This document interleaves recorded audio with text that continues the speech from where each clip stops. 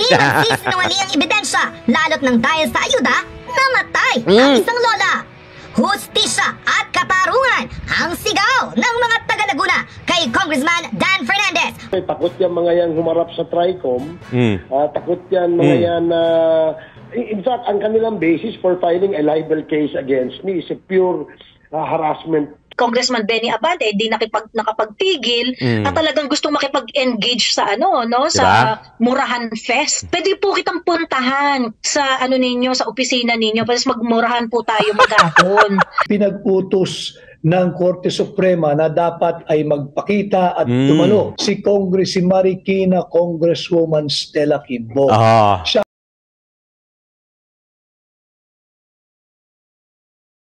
tunay na balita, walang kinakampiyan, sumasalamin sa katotohanan lamang.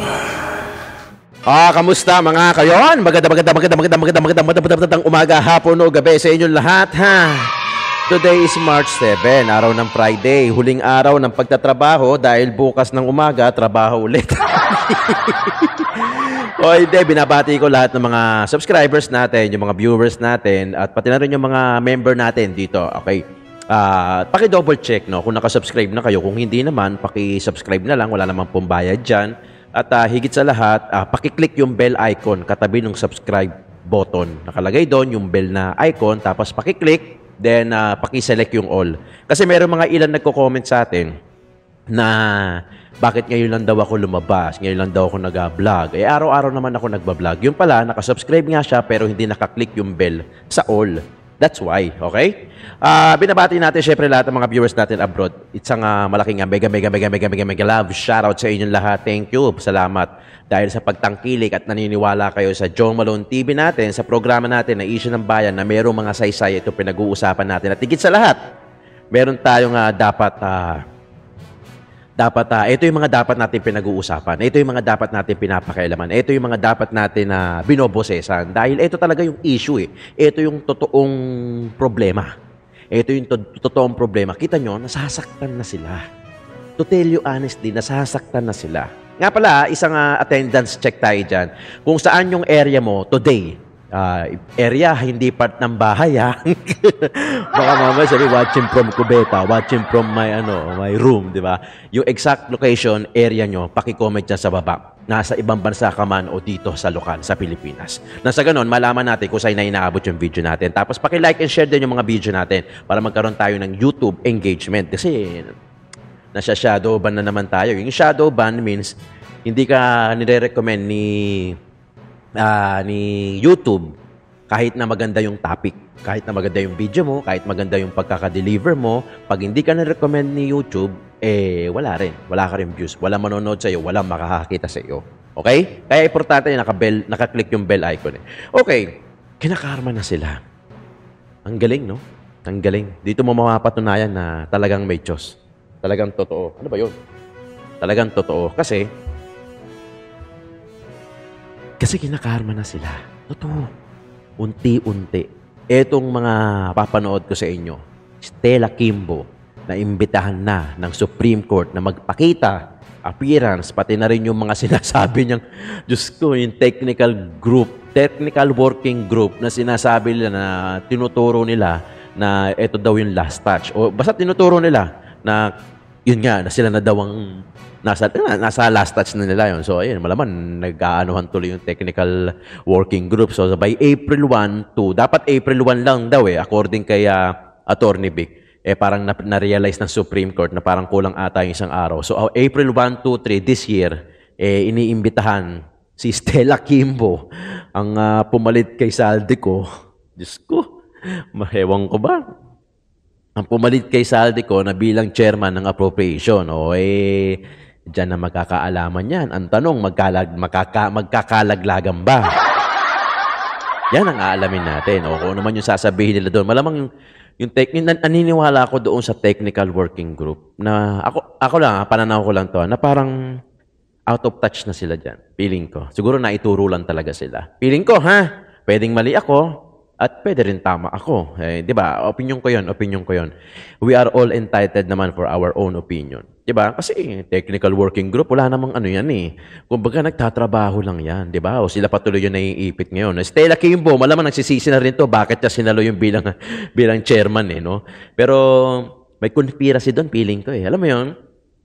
Parang biglang bumitaw si Saldico, tapos bigla na mga sumulpot, biglang sinalang si Congresswoman Stella Kimbo ng Marikina. Kung ako yan, nagsisisi na rin ako. Malamang hindi, pero hindi eh. Parang merong ano doon, di ba? Biglang bitaw ni Saldico at tinanggal, tapos biglang pasok naman. Di ba? Mapapaisip ka eh, di ba? Pwedeng sinadya, natanggalin para palitan, o pwede naman talagang ganun lang, aksidente nangyari, kunyari, di ba? Pero bago yan, panoorin muna natin itong sinasabi ni Congressman Barbers. Punta tayo rito. Kasi, si Barbers sumagot na siya at sinabi niya na natatakot kasi itong mga vloggers na to na humarap sa TRICOM. Ang katwiran naman ng mga vloggers, yung 37 na vloggers, bakit hindi kami natatakot, sinasabi ng mga vloggers. Alam na namin yung style nyo eh. Diba? Ipapakontempt mo kami, tapos mag-e-election, so hindi kami makakapagsalita. By the way, si Grijaldo hanggang ngayon, nasa kustodiya pa rin ng House of Representatives, parang 2 buwan na ata, kung if I'm not mistaken. Diba? So, yung sinasabi ng mga 37 vloggers na ipapakontempt mo kasi mga ganyan-ganyan, hindi nila hula yan. Yan yung base sa mga previous na paglilitis nyo, yung hearing nyo, na karamihan sa mga resource person nyo, nasigawan ninyo. Di ba? Diba? Tapos napakontempt ninyo ni kahit na alam natin diba? Ang nagsasabi ng totoo parang kumbaga pagka hindi nyo feel yung sagot nila, ipapakontempt nyo. So, merong basihan yung sinasabi ng 37 na vloggers. Diba? Ano ang sabi ni Ms. Kate Binag? Kung debatehan lang naman, magdebate tayo, pero wag dyan sa home court nyo. Kasi sa home court nyo, meron kayong home court advantage na tinatawag. Okay? So, ang latest niyan, nagsampa ng mga kaso, patong-patong na kaso, itong 37 vloggers against kay Representative Robert Ace Barbers. So, sumagot si Barbers, panoorin natin. And then let's go po to this case that was filed against you just yesterday.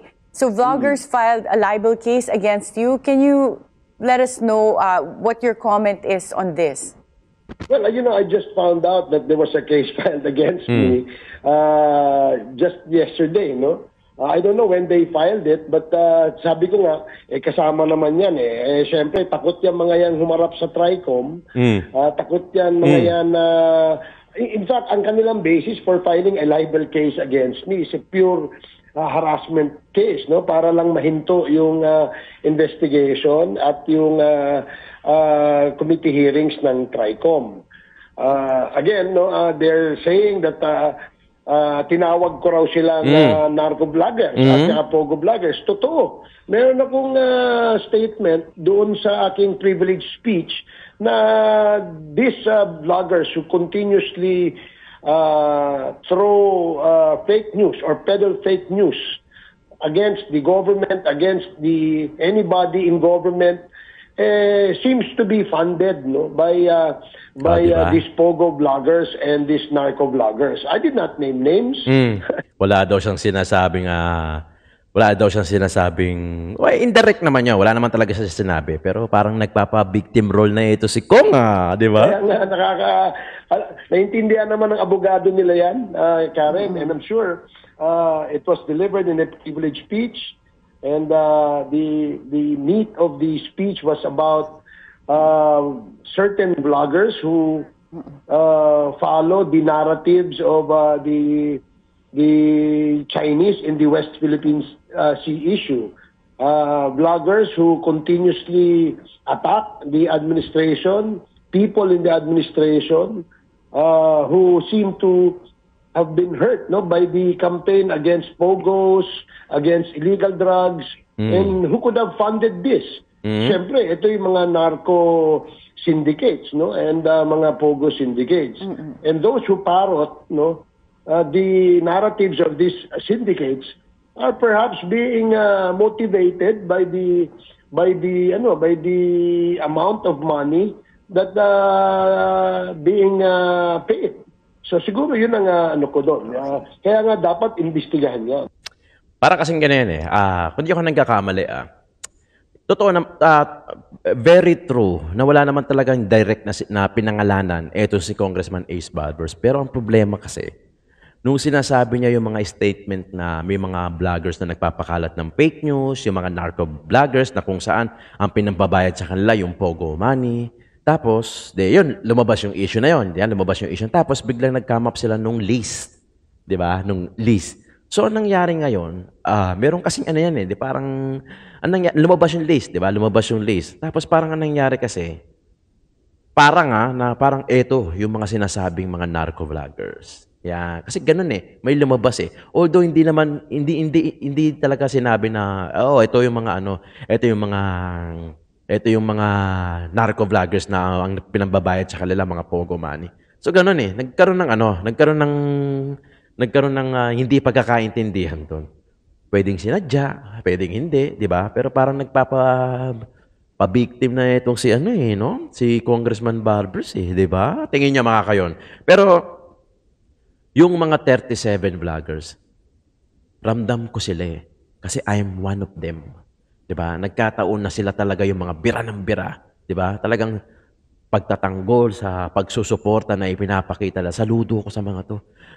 Yung mga pagsuporta, talagang walang bayad yung pagsuporta nila rito kay Duterte. Kay BP Inday Sara, kay Tatay Digong. Talagang solid Kasi totoo naman kami wala naman kaming bayad dito. Hindi naman kami binabayaran ng Duterte. Mas lalong hindi naman kami hindi ako binabayaran ng Pogo money na yan. How I wish, di ba? Maka milyon-milyon nga yan. No? Pero hindi.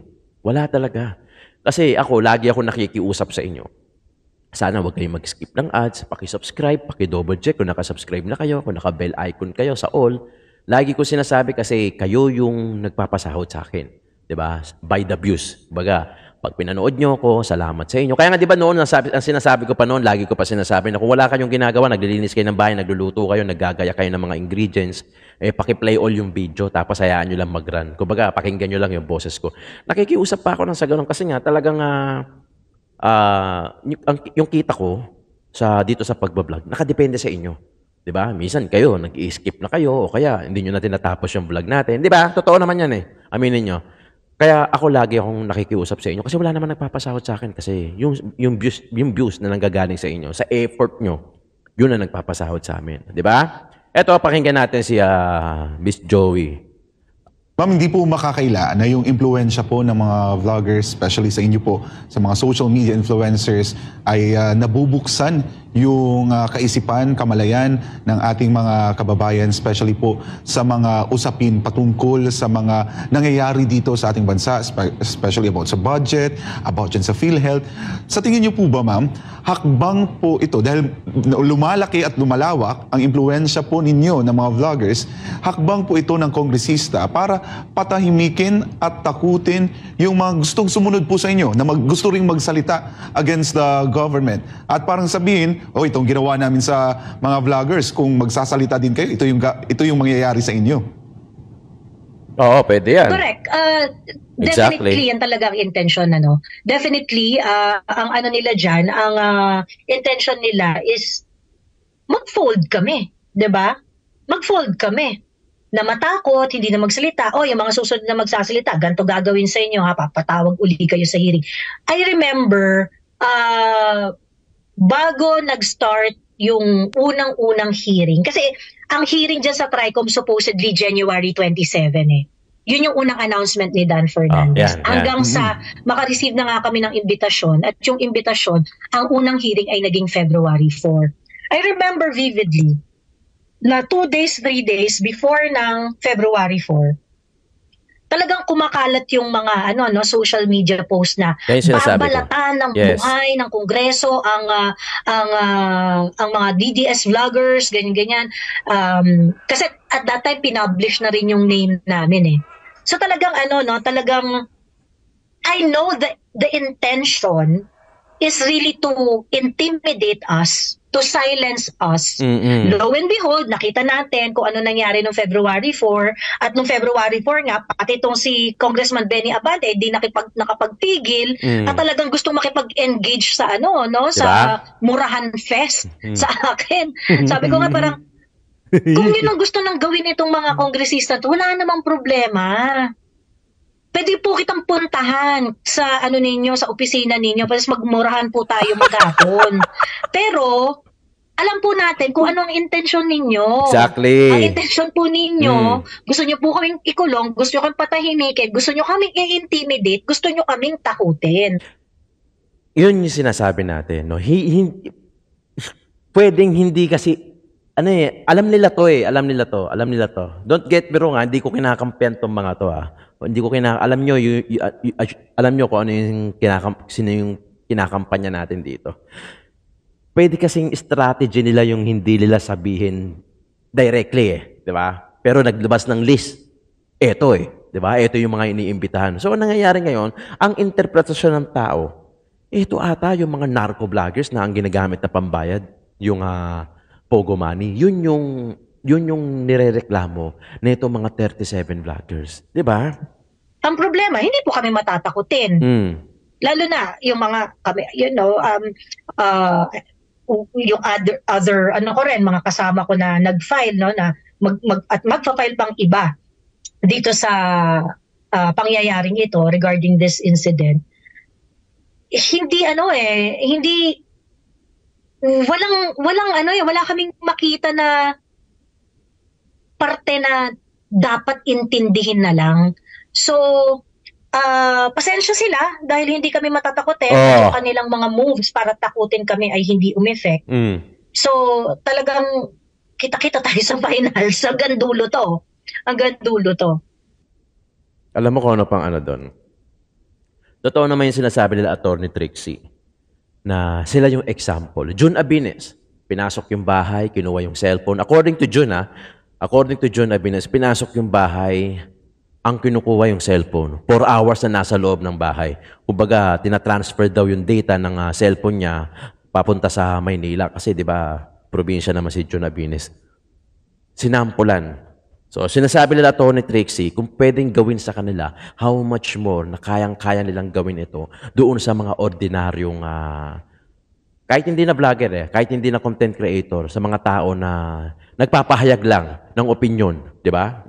Nagpapahayag lang ng sariling pananaw padating sa politika. So, kung pwede nilang gawin sa mga to, mga personality to na may mga huge followers, yung iba rito attorney, yung iba rito may sinabi talaga, may mga regular jobs, writer na tatrabaho sa media, na nagkataon na sumalungat doon sa idea at sa kaalaman sa gobyerno natin, sa nangyayari sa gobyerno natin. And yet, ito, di ba, iniimbitahan sa TRICOM. So, anong strategy? Saan ba nanggaling yon? Hindi naman nila inimbento yan na kaya nyo kami gustong papuntahin dyan sa TRICOM kasi gusto nyo lang pa-contempt kami. Kasi you have, kumbaga, pag nagkamali ka ng sagot, contempt ka. Even though totoo yung sinasabi mo, nagsasabi ka ng totoo, nakasumpa ka, di ba? Bago magsimula ang hearing, nanunumpa yan. Pag hindi nila nagustuhan, i-contempt ka nila. Hindi yan hula. Nangyari yan sa mga previous na hearings. So, doon sila nakakuha ng idea. So, anong ginawa ng mga to? Pumunta sa Supreme Court. Doon sila nagreklamo at doon sila umapila. Ito naman, panoorin naman natin. Si Attorney Vic. Ito yung March 5 kasi, meron silang verbal arguments. At dito na rin sinabi ni Attorney Vic yung update. At dito na rin niya sinabi na iniimbitahan niya si Stella Kimbo on April 1, 2, and 3 para magpahayag. Pati na rin yung mga working technical group na I strongly believe na nadamay lang itong mga to. Itong mga technical working group, bagamat siguro inutusan, di ba? Kasi yung mga yan, hindi naman siguro napaka-legislative ng document, di ba? Nung GAA So, sa tingin nyo ba kayang gawin ng mga technical work? Hindi ko sila kinakampihan, pero parang napaka-imposible kasi. Di ba? Parang napaka-imposible. Maaring sila gumawa, pero may nagutos. Di ba? Pero yung gagawin nila yan na initiatively, I don't think so. Okay, pakinggan natin, Attorney Vic Rodriguez. Ang naging kautusan po ng Korte Suprema ay tuloy ang oral argument sa April 1. At bukod po sa unang itinakdang April 1, nagdagdag po ng araw ang Korte Suprema. Ang sabi po ng Korte Suprema sa lahat ng abogadong naroroon at pati lalo na sa mga petitioners katagaya ko po sa ngalan po ng Sambayan ng Pilipino ay buksan na ang April 2 and 3 at naghahanda na po ang Korte Suprema para sa oral argument sa kasong ito. Hindi lamang po isang araw ang ibinigay. April 1, April 2 at April 3 ang itinakdang araw ng Korte Suprema para po sa oral argument. Mabuti po yon sapagkat yun ay sagisag na interesado ang Korte Suprema at binigyan nila ng 3 araw. Napakahalaga po ang oras ng ating mga kagalang-galang na hukom o mahistrado na kabahagi ng Korte Suprema.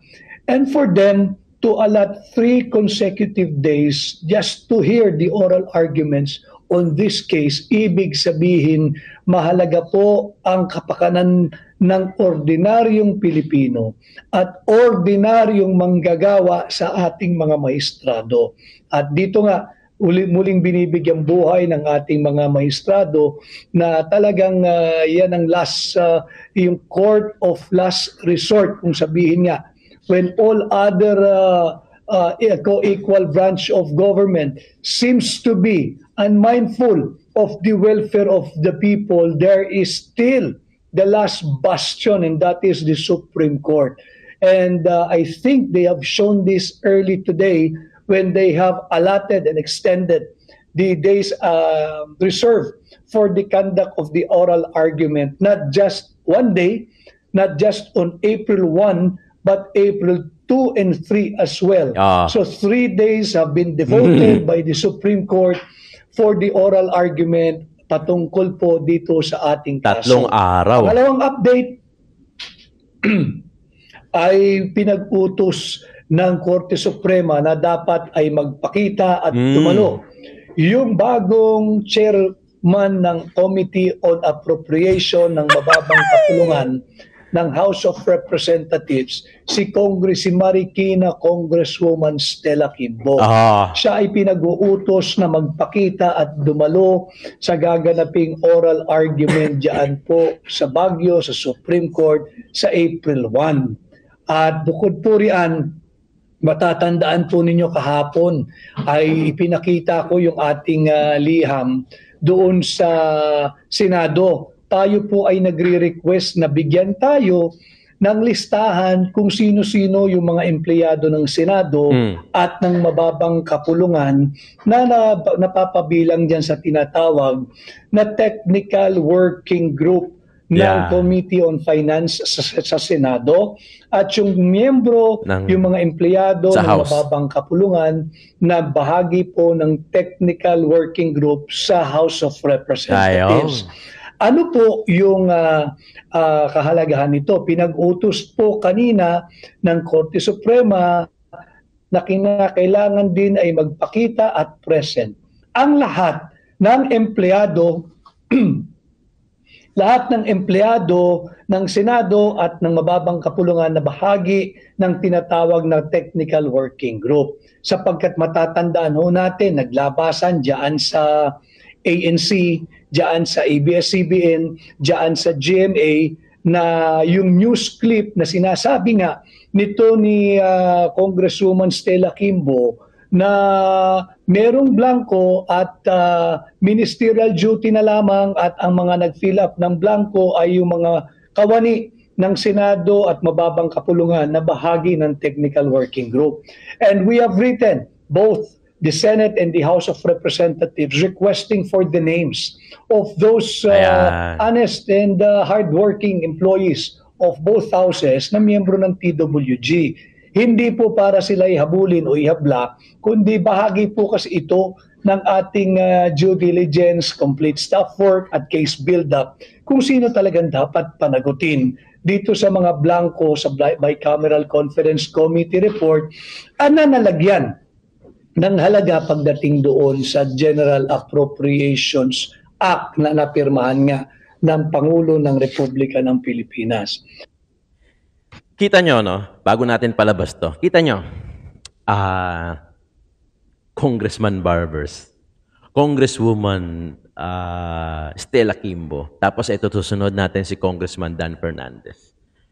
Yung TWG, that's a technical working group na sinasabi ni ano. So, inaalam na yung, nire-request na ni Atty. Vic yung names na sa lower house at saka sa higher, sa Senate, yung mga pangalan ng mga nasa TWG dahil na sila yung a-attend sa April 1, 2, 3 together with the Congresswoman Stella Kimbo. Kita nyo, no? First of all, I would like to congratulate Atty. Vic Rodriguez dahil, well, not just Atty. Vic, no? Pati sila Congressman Ungab. Yung mga nasa GAA, behind the controversy about GAA, yung ating budget 2025, napakasipag ninyo. Maraming salamat sa effort ninyo, sa concern nyo sa Pilipinas, sa concern nyo sa pera namin, dahil contribution yan na pera natin lahat yan, yung budget na yan, di ba? Nagpapasalamat kami kundi dahil sa inyo, nila Ungab, sila Vic, ex-President Roa Duterte. Nagpapasalamat ako sa inyo kasi yung sisipag ninyo, hindi nyo binatawan yan. Dahil kung hindi sa inyo, kung wala kayo, malaman ligtas na yan eh. Actually, ligtas na nga eh. Napirmahan na nga, di ba? Ligtas na. Nakitaan lang ng butas ni Congressman Ungab, pati na rin to sila ex-President Roa Duterte, sila Atty. Vic, sila Baste, di ba? Nakitaan ng butas. Pinalabas nila. At ito na nga, di ba? Pinagpapaliwanag na ng Supreme Court. Well, I have higher hopes sa Supreme Court natin na, alam mo yon, di ba? Na sana patas, fair and just, di ba? Yung kanilang ayoko silang it is wrong to say kasi na ayokong husgahan sila. Ayokong husgahan. Kasi they have their, alam nila yung trabaho nila. Tayo observer, di ba? Pero bago yan, panoorin mo na, bago yung ibang reaction natin, kasi nakakatuwa, they have one common denominator. Pero bago yan, panoorin mo natin na itong si Congressman Dan Fernandez. Yung latest na chika sa kanya. Ipasok mo na yan, chika beng beng. Hindi magsisinungaling ang ebidensya, lalo't nang dahil sa ayuda, namatay ang isang lola. Hustisya at katarungan ang sigaw ng mga taga-Laguna kay Congressman Dan Fernandez matapos isisirito ang di umano'y pagkamatay ng isang senior citizen nang dumalo ito sa ayuda ng kongresista. Ayon sa full report mula sa balita, isang senior citizen ang nasawi matapos ma-heat stroke habang nakapila sa programang inorganisa umano ng mga taga-suporta ni Santa Rosa Laguna Representative Dan Fernandez sa Cavinti, Lalawigan, Laguna kamakailan. Ayon sa Facebook page na Laguna News Update Today, nabatay umano sa salaysay ng ilang saksi ay nagsimula umanong makaramdam ng pagkahilo at pananakit ng dibdib ang matanda bunsod ng kakulangan ng ventilasyon sa lugar. Ilang sandali pa raw ang lumipas nang tuluyan ng matumba at mawalan ito ng malay. Idineklarang dead on arrival ang nasabing matanda na sinubukan pang maitakbo sa ospital. Base sa ulat ng local news outlets, ang biktima ay kinilalang si Zaida, 69 years old, residente ng Barangay Layasin. Ayon umano sa mga kaanak ng biktima, nagpunta raw sa nasabing programa ang matanda matapos itong malaman na mula sa umano'y kaalyado ni Fernandez na mamimigay raw ng ayudang pera ang nasabing mambabatas. May ilan daw ang nagsasabing pinangakuan umano sila na makakatanggap ng 2,000 piso, ngunit nasa 500 lamang daw ang kanilang unang-uwi matapos ang umano'y ilang oras sa paghihintay. 500. Samantala, wala pang inilalabas na opisyal na pahayag ang kampo ni Fernandez hinggil sa nasabing insidente. Sinubukan din ang balita na kunin ang panig ng mababatas, ngunit wala pa itong sagot. Bukas ang balita sa kaniyang panig. Unquote. Matapos kumalat ang balitang ito, tila nagtataka hindi lamang ang mga taga-Laguna, kundi maging ang ilang mga netizen na nakabasa ng news report mula sa Laguna News Update Today. Ayon sa kanila, bakit raw tila hindi inilalabas sa media ang nasabing report na tila maimatay na isang senior citizen nang dahil lamang sa pagpila nito sa ayuda ng kongresista. Yan ang sinasabi ko. Sa shocking revelation, news blackout raw ang nangyari at di umunay hindi pumayag ang ilang mga taong sangkot sa insidente na kumalat ang nasabing balita dahil tila kahihiyan raw ito ng kongresista na tumatakbong gobernador ng Laguna. Ay mismo sa isang Facebook page ng Laguna News Update Today, media blackout, ipinag-utos si Dan Fernandez matapos mamatay ang isang senior citizen sa Boeing sa Cavinti, Laguna. Media Ilan blackout, sa mga netizen ang tila hanggang ngayon nananawagan ng klarifikasyon patungkol sa balitang ito dahil nakakapagtaka Nakakang araw na tunay na hindi pa naglalabas ng kahit anumang statement ang kongresista ng Santa Rosa na si Dan Fernandez na tumatakbong governor ng probinsya ng Laguna. Buwelta ng ilang netizens online, ito raw ba ang karma ng kongresista dahil bukod sa pagpirma nito sa impeachment ni VP Sara, kilala raw ang mambabatas sa tila pagtuligsa hindi lamang sa Vice Presidente maging sa dating Pangulong si Rodrigo Duterte. Tapos kayo ngayon, di ba? O ito, galing kay Laguna News Update Today. Okay na to. Dan Fernandez nag-selfie sa burol ng lolang nasawi dahil sa boat buying activity niya. Ito ang latest update sa lolang taga Cabinti, Laguna na namatay dahil sa heat stroke sa isang patawag ni Dan Fernandez. Nadalaw at nakipag-selfie na si Congressman Dan Fernandez sa burol mismo ng biktima. Ayon sa mga residente, nagpaabot naman daw ng kongresista ng tulong pinansyal. Abay, dapat lang, no? At sinagot ang service ng libing. Gayunpaman, hindi maikakaila na kung wala sanang patawag o boat buying activity na isinagawa nitong si Dan Fernandez ay buhay pa sana si Lola. Sa kabila ng media blackout na nangyari at patawag na fake news sa mga balita kaugnay dito, ay narito ang matibay na ebidensya na selfie mismo ni Congressman Dan Fernandez. Meron tayo dito. Ayan, no? Yun. Ayun, no? Alam mo, ang galing, no? Ito, galing kay Laguna yan, ha? Yung boat buying activity niya. So, iba sinasabi, 2,000 daw ang pero 500 daw yung natanggap. Alam mo kung ano yung meron sa kanilang tatlo? Congressman Barbers, Congresswoman Stella Kimbo, Congressman Dan Fernandez. Anong common denominator nila? Karma. Di ba? Matalino ang Diyos. Di ba? Maaari, akala kasi natin, malulusokan natin siya. Akala natin, natutulog siya, hindi siya, yung nagsisimba naman ako Yung nga lang, gumagawa ka pa rin ng kasalanan. Kumbaga, quits, akala mo, ganun na lang yun. Di ba? Kita mo kung anong karma nila. Di ba? Hindi, alam mo, makalusot man sila rito. Naniniwala ako makakalusot sila. Makakalusot. Lusot kung lusot. Kaya. Pwede, di ba? Pwede. Pero sa mata ng Diyos, hindi kayo makakalusot. Lagi niyong tatandaan yan. Dahil unang-una, hindi natutulog yan. At hindi man sa inyo bumawi yan, baka wag naman sana, di ba? Diyos na ang bahala sa inyo. Pero kami, bilang observer sa social media, kami na hindi naman taga Laguna, di ba? So, alam namin, nakikita namin, nakakapanood kami ng balita. Ito nga bakit hindi ito na balita? O according doon, pinablock media daw. Meaning, blackout media, meaning, hindi ibabalita ng mga... Wala naman wala akong nakita sa mainstream di ba? Usually, vlog. Kaya pagka tinanong ko yung mga viewers ko, saan kayo sila nanonood? Mainstream media o sa vlogger? Vlogger. Yun ang sagot nila. Di ba? O kinakarma na kayo. Kinakarma na kayo, Congresswoman Stella Kimbo, Congressman Barbers, Congressman Dan Fernandez. Kinakarma na kayo sa mga ginagawa ninyo.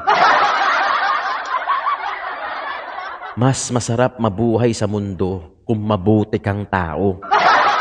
Diba? Yung wala kang inaapakan, yung nasa isip mo pagtulong lang, at least mamamatay ka, nataas noo ka pa. Diba? Yung ganyan. Diba? Hindi mo masasabi, bilog ang mundo, bilog ang bola. Bukas makalawa, di ba? Mga kayon, maraming salamat. Ano sa tingin ninyo? Di ba? Gusto ko nga marinig yung comment. Ano sa tingin ninyo? Sana nakaabot kayo dito sa dulo ng video natin. Di ba? Karma is on the way. Andiyan dyan ang karma. Di ba? Noon, walang mga ganyan, walang social media, walang mga gadgets na pwede kang picturean, pwede kang videohan. Kaya madaling maitanggi, madaling magsinungaling. Tanging Diyos lang yung nakakakita. Diba? Diyos na yung huhusga. Ngayon, kahit papano, Diyos pa rin naman ang huhusga ngayon Diba? Hindi ko naman sinasabing huhusgahan ka ng kapwa-tao nyo. Hindi. Pero pwedeng hindi rin kayo iboto. Diba? At nasa kamay namin yun. Diba? Pero sa mata ng Diyos, may parusa at may karma yan. Maraming salamat. Issue ng bayan, ating pag-usapan.